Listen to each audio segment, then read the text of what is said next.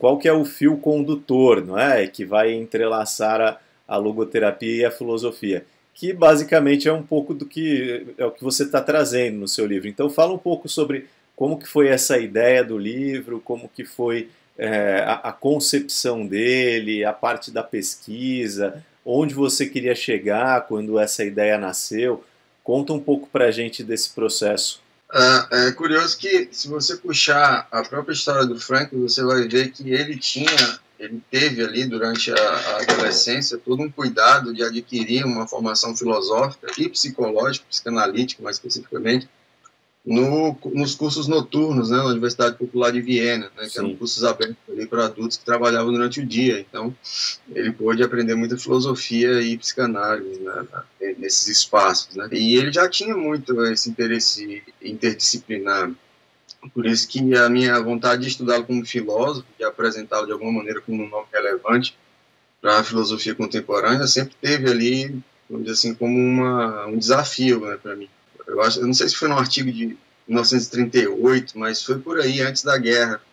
Ele já colocava essa imagem, né, de que, para ele, a relação entre psicoterapia e filosofia era como se fosse ali, como se fosse um fio vermelho, né. Aí eu fui atrás vamos dizer assim, da origem dessa imagem, dessa metáfora, e descobri que era, né, a Marinha Naval Britânica, né, enfim, a Força Naval Britânica, tinha um jeito muito peculiar de armar suas cordas, né, fazer o encordoamento das suas embarcações, e era basicamente constituída de uma forma em que um fio vermelho atravessava toda a estrutura do encordoamento, de maneira que, se você conseguisse tirar esse fio vermelho, a estrutura toda da corda se rompia. Então, para ele era muito clara essa vontade de, vamos dizer assim, atravessar essas fronteiras o tempo todo, né? Por isso que às vezes é até difícil, como a gente conversou antes, né, distinguir um pouco o que é filosofia, o que é psicologia. Mas ali ele já dizia, olha, o meu interesse é esse, o meu, quando eu estou falando de sentido, trazendo também uma série de, vamos dizer assim, uma série de questões filosóficas fundamentais, né? Então, a ideia foi exatamente despir sistematicamente alguns conceitos que eu considerava fundamentais, né, para construir ali um itinerário temático, né, uma ressistematização da obra mesmo a partir do cerne da fundamentação filosófica. Eu tinha uma espécie de ambição mesmo totalizante, assim, claro, coisa meio boba, assim, né, meio ingênua, mas era a ideia de pegar todos os temas fundamentais da logoterapia e inseri-los nesse itinerário compreensivo, né? Fazer, assim, uma espécie de convite a um percurso, né? Para a compreensão da totalidade da obra, né? Então a ideia era essa, porque realmente eu sentia que tinha essas representações distorcidas, né? Que era uma psicologia teologizada, uma teologia psicologizada.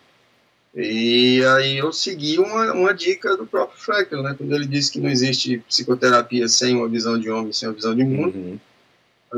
Eu disse, bom, então vou eleger aqui algumas categorias para abordar tudo isso.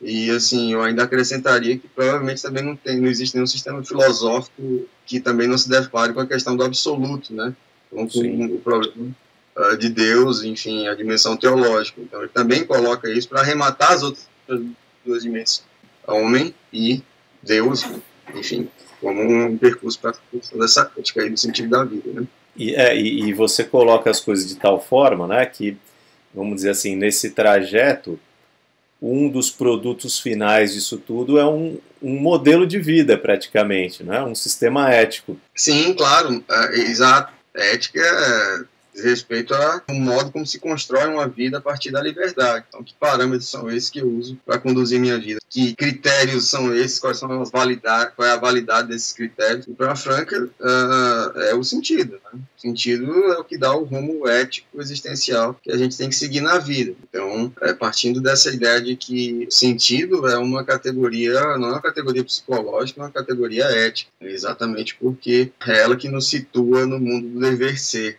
Essa era uma preocupação. É aí que entra essa encruzilhada da filosofia com a psicologia profunda. Legal.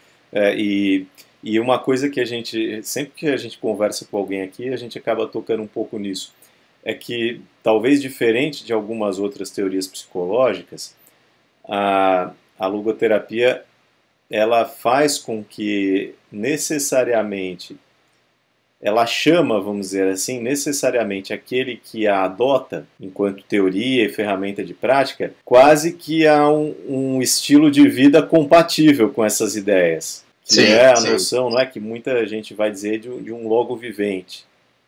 Você também, né, acho que na sua visão da coisa, compartilha, né, dessa ideia.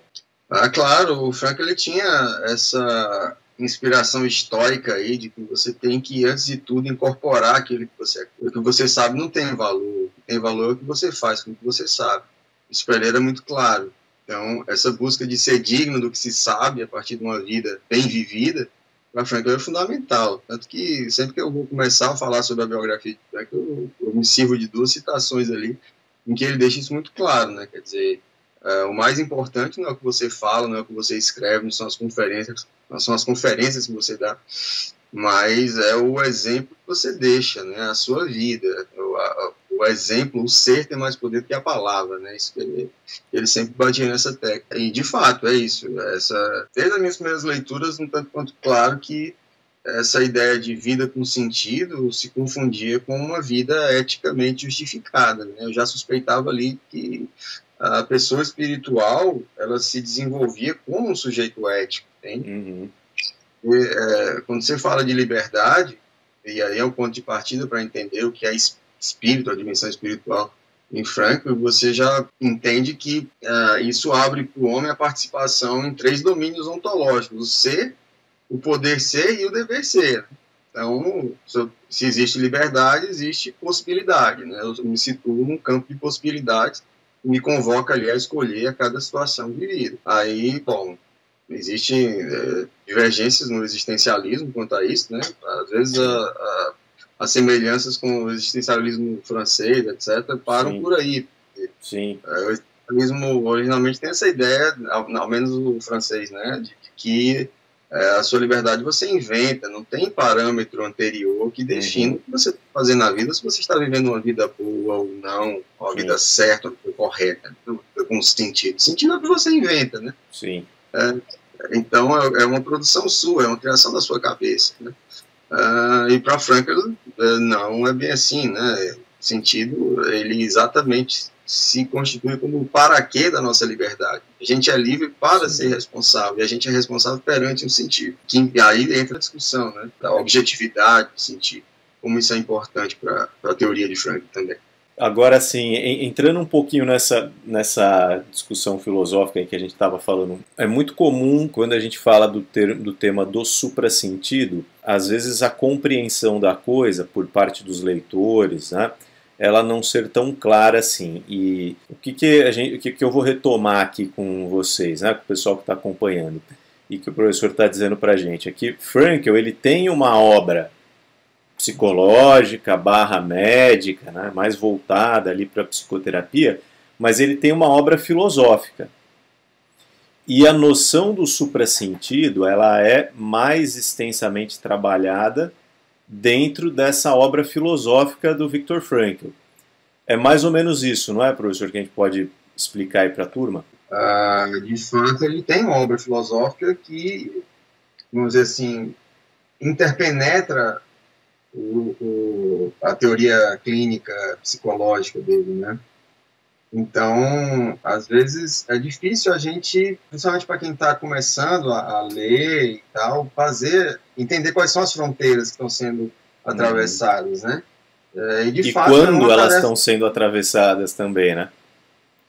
Sim. Quais são elas e quando ele está fazendo esse movimento? Claro, mas ele também, eu acho que o Frankl também não facilitou em alguns momentos isso, porque quando, por exemplo, ele vai falar sobre esses assuntos mais teológicos, ele já começa dizendo, olha, eu sou psiquiatra, tudo que eu vou falar aqui não passa de, vamos dizer assim, minhas impressões pessoais sobre essa interface e tal. Aí vai lá e traz vamos dizer assim, uma contribuição super sólida, densa. Tratado, né? Ali, né? Claro, e isso, viu, Alberto, não é uma coisa, e você sabe bem disso, que é estranha só para quem está começando. Porque a gente puxar aí algumas décadas atrás, a Edith Feiscop Johnson, né, que foi uma grande colaboradora, inclusive o Franklin dedicou a última parte do último, vamos dizer assim, o último puxadinho ali do Em Busca de Sentido, né, a tese do otimismo trágico, tá, dedicou a ela, que morreu nos anos 80. Ela, no começo dos anos 60, aliás, perdão, foi nos anos 70, ela escreveu um artigo intitulado Logoterapia, Ciência ou Fé. Tem uma crítica super mordaz, assim. Inclusive, eu até separei aqui uma citação. Ela diz o seguinte: para concluir, abre aspas para ela, tá? Gostaria de dizer que sempre percebi Frankl como uma mistura de profeta, guru e pregador sob o disfarce de um psiquiatra que dissemina sua mensagem por meio de uma linguagem que homens e mulheres do século XX estariam mais inclinados a ouvir, que é a linguagem da psicologia. Então, assim, não é por acaso que Frankl depois, no começo dos anos 80, faz ali aquela conferência, né, a desglorificação da logoterapia. Queria ser visto assim, inclusive um fogo amigo, né? Sim, fogo amigo total. Eu acho que depois eles se resolveram, mas ou não, né? Eu até perguntei isso para o Franz Wesser, ele disse, olha, até onde eu sei, eles sempre tiveram uma boa relação, assim. Mas não deixa de ser curioso que uma pessoa que estava ali próxima, né, eu percebesse assim, né? Mas, de fato, a gente tem que ter a noção de quando ele está falando como filósofo e quando ele está falando como vamos dizer assim, um fundador de abordagem psicoterapêutica, né? E o conceito de suprassentido, ele é filosófico. Quando o Frankl vai levar as últimas consequências do questionamento sobre o sentido do sentido, né? O sentido último, né? Sentido último, sentido derradeiro para a vida. Aí ele entra mais, vamos dizer assim, especificamente no campo da religião. Sim. Agora, ele sempre deixou claro também que, do ponto de vista clínico, o sentido que importa mais, o sentido que é a matéria-prima do trabalho do logoterapeuta é o sentido concreto da existência, é o sentido do aqui e agora, é o sentido do momento, da situação, né? A exigência do momento, porque, vamos dizer assim, com ele que a gente constrói a nossa vida. Né? É até curioso, porque o pessoal às vezes pergunta também o que ele fala de concretude, etc. E o Frankl, muito genialmente, assim, ele até cita uma anedota, uma piada, né? O cara que abordou ele antes de uma conferência e diz, olha, professor, eu queria muito ficar para a sua palestra, mas eu tenho um jantar com os pais da minha noiva e eu não vou poder assistir. Só podia só me adiantar logo aqui qual é o sentido da vida, para eu já chegar lá sabendo, tá?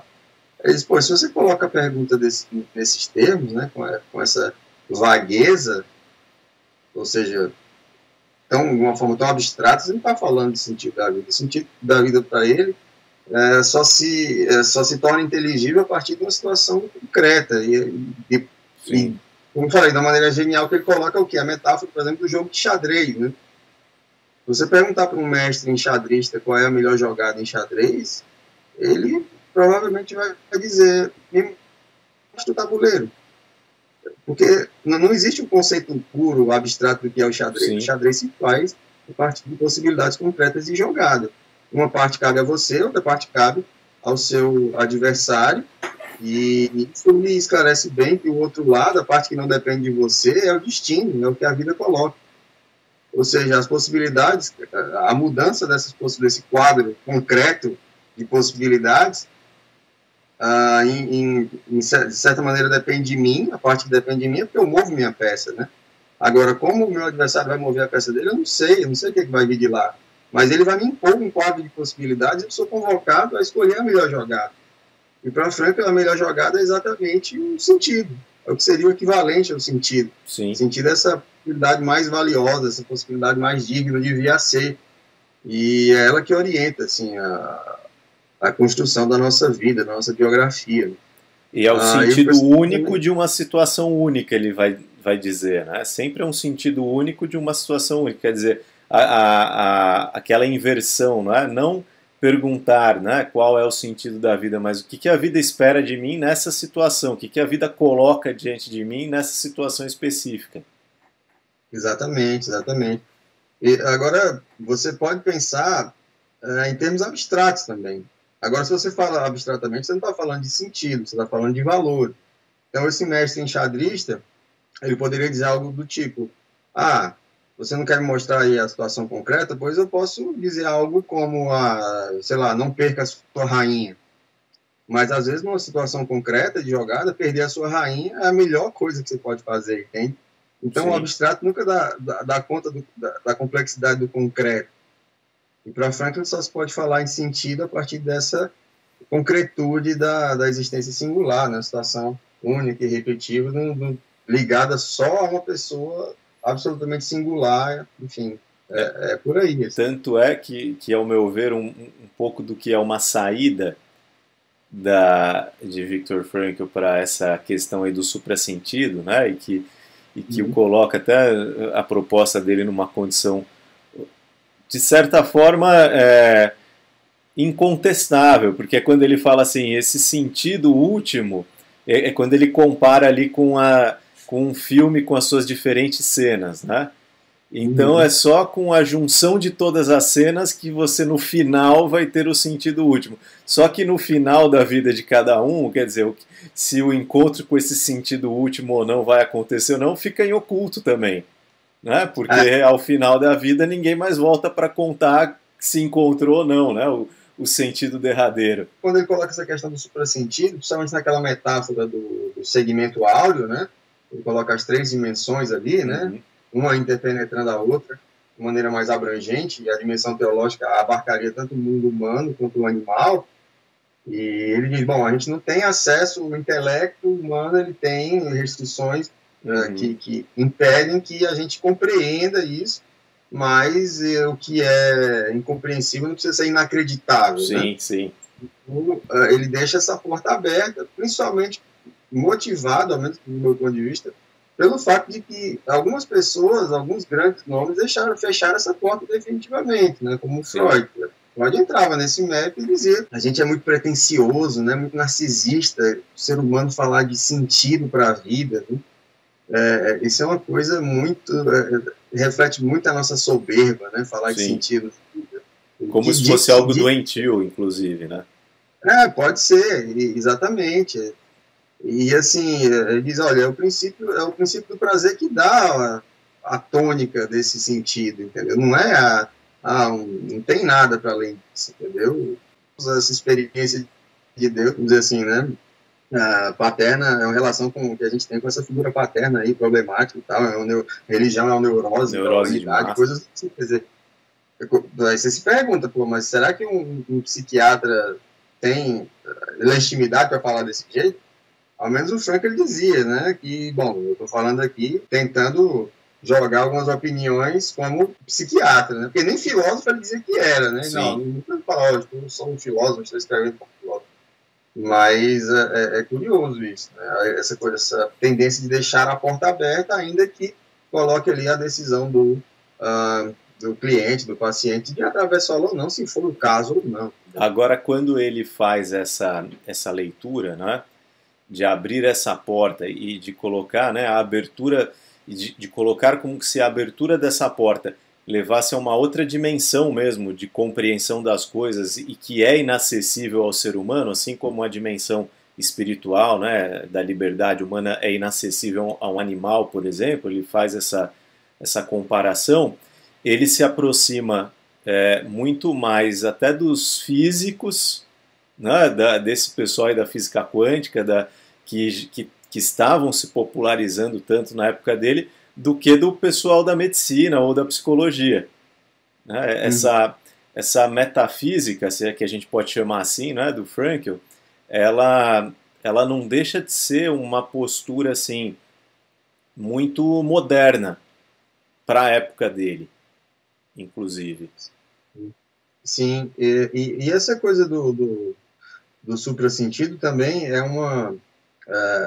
ocupa na teoria dele também um momento para dialogar a respeito do componente trágico da vida, né? Então, como é que a gente pode dizer que a vida tem sentido se acontece tanta desgraça aí na vida de todo mundo, etc. Será que... Aí diz, olha, numa dimensão superior, enfim, uma dimensão teológica, talvez isso tenha um significado. Justificativa, um senso de justiça ultra-humano, a gente consegue entender. Mas fica entre, vamos dizer assim, fica na nota de rodapé que, bom, talvez um dia a gente também tenha acesso a isso, né? Sim, essa possibilidade. Você está me falando isso, eu estou me lembrando de um dos diálogos, né, um dos profundos diálogos que a gente tem lá no livro Os Irmãos Karamazov, entre o Ivan Karamazov, né, que era um personagem ateu ali, com o irmão dele, o Alexei, que era um religioso. E ele usa um argumento parecido quando ele fala assim, né, vamos supor que exista, né, Deus e etc., e que esse Deus tenha criado leis que regem o mundo, o universo, né, as leis da geometria euclidiana e tal. E daí ele fala assim, eu não sou capaz de compreender nem essas leis na sua totalidade. Como eu seria capaz de compreender quem as criou, né? É uma coisa mais ou menos que eu acho que vai nessa direção, assim, essa forma de pensar. E a gente sabe que Frankl era um leitor de Dostoiévski também, né? Quem sabe um pouco dessas perspectivas ele não herdou ali, dessa visão existencial que não é nem de afirmar nem de negar as coisas, mas dizer assim, olha, será que não pode ser? E negá-las de antemão, como ele fala, tem muito mais a ver com um pressuposto dogmático de alguém do que com uma atitude científica, no final das contas. E uma coisa que eu acho legal, assim, ao menos muito nobre da parte dele, é dizer, olha, tanto o ateísmo, a negação, né, dessa realidade, quanto, vamos dizer assim, a afirmação desse suprassentido, são, do ponto de vista da lógica, são possibilidades equivalentes, né? Você tem que usar a razão para afirmar as duas. Mas a razão, ela tem um momento em que ela não dá a palavra final. Você tem que decidir, e aí que entra o valor, a dignidade, a nobreza da fé. Sim. E eu digo fé para os lados, porque em você qualquer vai coisa. decidir viver. Sim, você vai decidir viver como se houvesse um sentido final ou não. Enfim, é uma decisão sua. Sim. E isso que pelo menos, eu acho belo, assim,